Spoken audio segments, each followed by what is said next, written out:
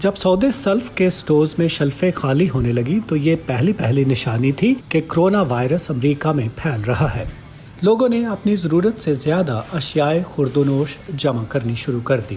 جب لوگوں کو مشکل صورتحال سے نمٹنے کے نظام پر بوجھ پڑتا ہے تو وہ غیر یقینی کی کیفیت سے بچنے کے لیے اقدامات اٹھانے لگتے ہیں۔ کین کہتے ہیں کہ دباؤ سے نمٹنے کے بہتر طریقے موجود ہیں۔ کمیونیکیشن کے مختلف طریقوں کی مدد سے وہ اپنے خاندان والوں سے بات چیت کر کے اور یہ جان کر کہ وہ گھر پر محفوظ ہیں اپنی پریشانی دور کر سکتے ہیں۔ ویڈیو چیٹ کے ذریعے وہ خاندان کے افراد اور دوستوں کو دیکھ سکتے ہیں، چاہے وہ دور ہی کیوں نہ ہوں، یا پھر ورزش کر سکتے ہیں۔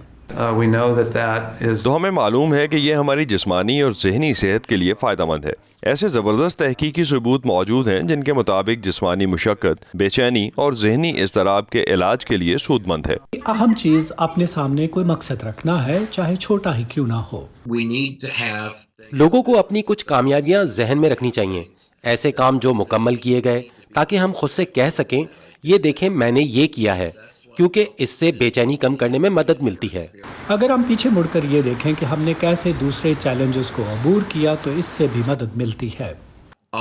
ہم سب لوگ تبھی زیادہ پھلتے پھولتے ہیں جب ہم اپنے آرام دہ معمول سے باہر نکل کر کام کرتے ہیں، اور یقیناً یہ وہ وقت ہے جب ہم میں سے زیادہ تر لوگ خود کو اپنے معمول کے کمفرٹ زون سے باہر پا رہے ہیں۔ اور ہنسنا مت بھولیں۔ Doses of humor are good for us. مزاح ہمارے لیے اچھا ہے، اس سے ہماری ذہنی کیمسٹری متحرک ہوتی ہے اور قوت مدافعت بہتر ہوتی ہے۔ مزاح اچھی دوا ہے۔